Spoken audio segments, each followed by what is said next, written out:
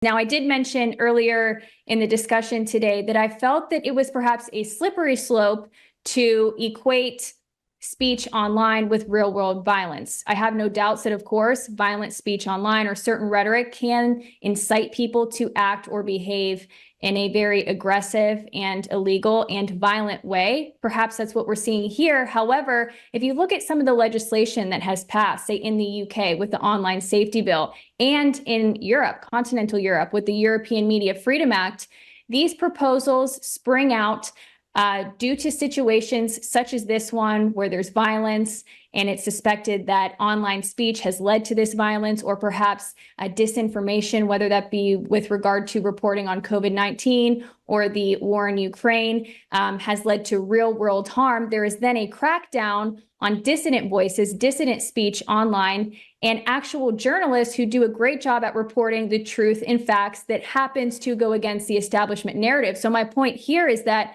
my concern is that potentially the reaction or the solution to the problem that we're seeing is actually going to be far worse than the problem itself, that it's actually going to restrict speech, restrict journalists' ability to do their jobs and report facts that happen to go against the mainstream narrative. Do either of you share this concern? And perhaps you can touch on the online safety bill, which seeks to sort of maybe not criminalize, but absolutely punish harmful speech that is not necessarily illegal speech. So Basil, I'll hand it to you. Do you have concerns about this as well? Oh, absolutely, particularly when you get people like Sir Richard Dearlove and the former Security Minister, Stephen McPartland, immediately chiming in. I mean, of course, the violence is regrettable. I mean, it does actually bring to the surface underlying racial, religious, community tensions that have been festering, particularly in the north of England, for some time. And a spark like this can set them off. The rioters were chanting, "English till I die," "No surrender," that "stop the boats," that sort of thing. You can say that this rhetoric is fueled by Nigel Farage, but the simple fact is that large numbers of people from South Asia have arrived in parts of the north of England over the last 30 or 40 years, and they're not very well integrated. People don't like hearing that, but it's a fact. The communities are not integrated, they live apart. Now, of course, that's nothing to do with this stabbing incident. The perpetrator, from everything we know, was not a Muslim, but it doesn't take much to ignite these things the way things are at the moment. And that point has to be made. Hence, there is the opportunity for bad faith actors entering the news space in particular to seek to set fire to that tinderbox. That's why the Home Office are launching an investigation as to the origin of these social media posts, as well they should. Again, as you say, whether that investigation then leads to conclusions that every news organization has to be vetted by some sort of Big Brother news vetting process, which would effectively emasculate organizations like our own. Well, we hope not. I don't want to speculate too far in that direction, but that is always the danger. If we want to live in a free and fair society, an open, liberal society, unfortunately, we have to accept that there may be bad faith actors entering the global news marketplace and deliberately planting disinformation in order to stir up trouble. Now, whether or not that comes from Russia or whether or not that comes from people who want to point the finger at Russia, we simply don't know, because we're getting there into a very murky world of espionage, counter-espionage, bluff and double bluff. Andrew.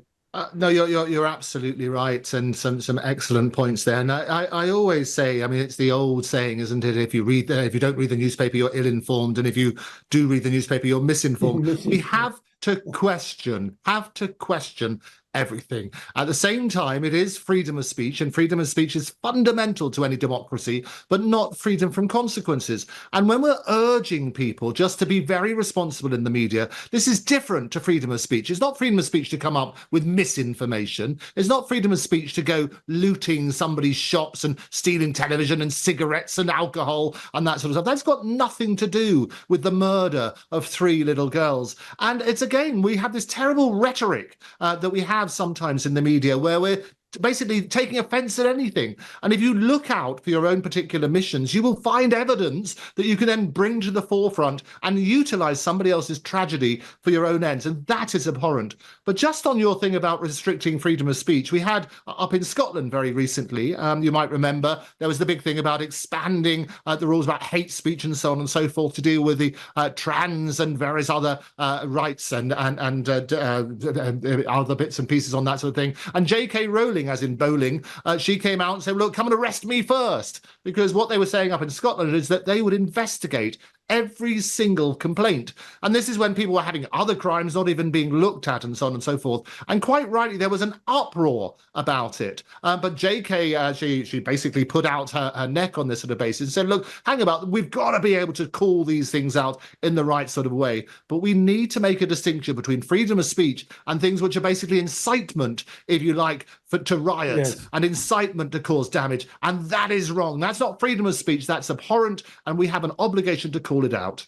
I do think it is worth having a brief discussion about the suicide bombing in Manchester, the Manchester arena in the UK. Of course, the perpetrator was another young man, British national of Libyan descent. It was revealed that he was known to the intelligence agencies for quite some time. However, he slipped under the radar. So this raises questions for me. I'm sure others. I'll be interested if you two agree or disagree with me. But do you have faith that the way to solve the issue that we're seeing, the mass violence recently in the UK and this issue of so-called terror, can that be solved by these intelligence agencies? Again, this goes back to my point, which is that I'm concerned that any policy that arises due to the situation that has emerged in the UK will only come to the benefit of the state for information gathering purposes, which violates our privacy, because we know that what they have in place is already not working. It's already not working. So how can we trust that further measures are going to actually work and prevent these attacks from happening, whether that be measures such as stop and search by UK police on any citizen or anybody within the UK, or measures online to restrict speech, whether that be actual free speech or incitement and violent rhetoric. Basil, thoughts on this? Well, we don't know what's in the pipeline in terms of further restrictions on the internet global space with respect to news reporting. We can only keep putting it out there, folks. We can only keep telling the truth like we do on this channel. I don't want to speculate too much about what may or may not happen in the future, because I'd much rather just stay in the present, report the news as we find it, and break down the obvious lies that we're being told. And I think if we do that, if we use truth as our shield and right as our sword, then we won't go too far wrong. I see you shaking your head, Andrew. And any other thoughts before we take a quick break? Absolutely. And I always make the point that our only mission here on TNT, the only mission we have, is our unwavering quest for the truth. And if all people in the media accept, we have a massive responsibility to do that, to make sure we try to get at the facts, not to be first, not to rush in with the story so we can get that clickbait and so on and so forth, but actually have a responsibility to the truth. We don't support any side in this other than trying to find out what the facts are. And we always make a distinction whenever we go into any of these subjects. We say, look, these are the facts as we know them. Based on those facts, these are our opinion. But you need to separate the two. But you're right, there are all sorts of questions about when laws might be introduced and so on and so forth. Basil. Well, I mean, it's very often just simply the exposure of facts that the establishment are afraid of and that the corporate media don't do. So that's the case across the board with so-called conspiracy theories. What we're actually talking about is people's access to information. Alex Jones, for all his faults, he got it right 25 years ago when he called his website InfoWars, the information wars, because you can only be as well informed and make mature opinions according to the information that you have available to you. And if your information comes from an extremely narrow set of sources that follow solely government lines, there may be, cast iron facts about situations that don't adhere to government narratives. And that's what the corporate media likes to try and hide. It actually likes to deliberately hide all the BBC hoo-ha about fact checking and all that. They actually like to hide certain facts. It's as simple as that.